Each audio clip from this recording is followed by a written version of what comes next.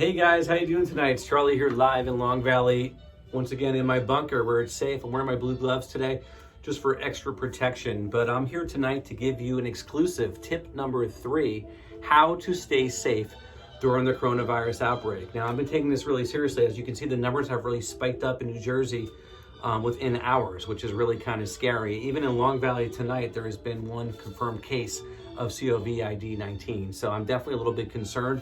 I'm the only person that comes in this bunker. Nobody else is allowed in here. So I do feel very safe in here to kind of have this intimate conversation with you tonight and this dinner.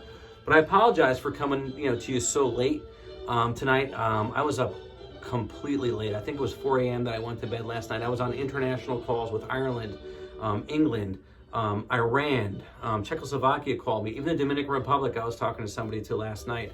And we were discussing hand sanitizing with Guinness. So I think that really hit a spark with a lot of people and will help people be safe and to stop spreading the coronavirus disease onto other people. And we know right now that it's actually affecting a lot of young people who are out there socializing, Snapchatting in person.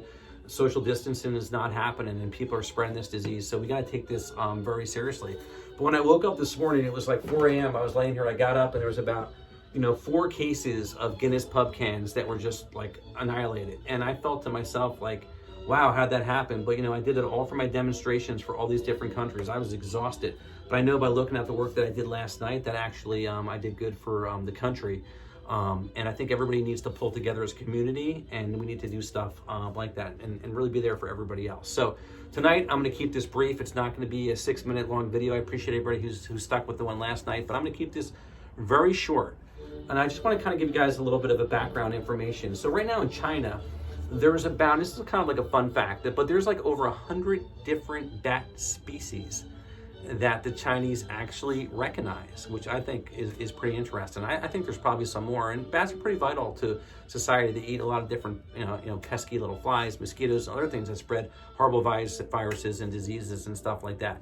But tonight I have something very special for you. I've never done this before. I actually found this in my bunker. I'm not even sure what this thing's freaking called, but I have it.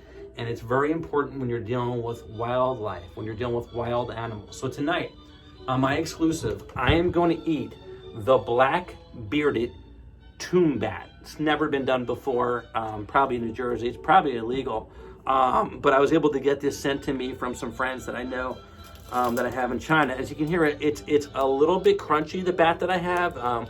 It's been sauteing in what I like to think is like a apple cider vinegar, which is really tasty. A lot of experts recommend that if you have apple cider vinegar, that it actually helps with reflux. So I like to saute my bat for about 45 minutes the night before in the refrigerator. You could put it like in a big Ziploc bag. Normally I bend the wings back like this, just a little bit, so they fit into the Ziploc bag nicely. What's nice is with the bat's body is after you take out the Ziploc bag, it actually comes back and all the other stuff that you kind of put in there that was soaking into the wings actually stays in there, and the bat kind of goes back to his form. So apple cider vinegar, you can get stuff over the counter. Tewksbury has some different ones that are local, which are pretty good, which is nice. I have a nice baguette here right near, a nice baguette maybe. But I'm gonna try this bat tonight. I've never done this before, but I've heard it's delicious. That's why I'm wearing the gloves. I just wanna make sure. And what's interesting about this bat, it sort of has like a dorsal kind of fur. It's like a kind of between like a russet brown, a little bit of silver. And some people say that it tastes sort of like between a Slim Jim and I'd say like an alligator. So it's a little bit more chewy depending on what part of the bat that you get. Lower abdomen area is a little bit more chewy. Up here, it's in the body and the sack, it's actually a little bit more tender. And the wings, if you cook them properly, they're sort of crunchy. You can kind of pull it off, sort of like the, I'd say sort of like the skin on like a turkey. When you pull the skin off the turkey, it's high in fat, but it's delicious. So tonight we're gonna try this bat. You gotta have a bigger knife. It's a little bit tighter to go through. And what I like to do is you start in the first is just to cut off its head. The head is the most important thing that you cut off the bat. And you can see the head is pretty large on this type of bat that they have called the tomb bat. So let me just slice it right here. And wait a minute, guys, come on. You think I'm really gonna eat a bat? Seriously. This is tip number 3. Why the heck would you ever eat a bat? This shit flies around your house, can get in your hair, even though I don't have much, and it's scary. Why would you ever eat this? Don't eat a bat. That is really tip number 3. Don't eat a bat. That thing flies. And while you're at it, don't eat a rat. Look at this rat. Don't eat it. There's no reason to eat a rat.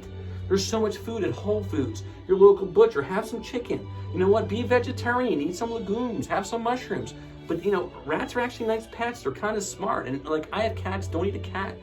My point is, don't eat wild animals. That's not what you want. Stick to stuff. Eat bread. Eat stuff that's on the pyramid. When have you ever seen a freaking bat or a rat on the pyramid of what you're supposed to eat? When we started school, 3rd grade, 8th grade, there's never a bat on that pyramid of the food group of what you're supposed to eat. So sit back, eat some bread, drink some nice wine, and just have a nice time eating normal freaking food. So tip number 3 is don't eat a bat. Please don't eat a bat. Okay, guys, I know I took up a lot of your time, but stay tuned tomorrow for another exclusive tip on how to stay safe during the coronavirus outbreak. And like I always say, be safe and be careful. And thank you. And God bless America.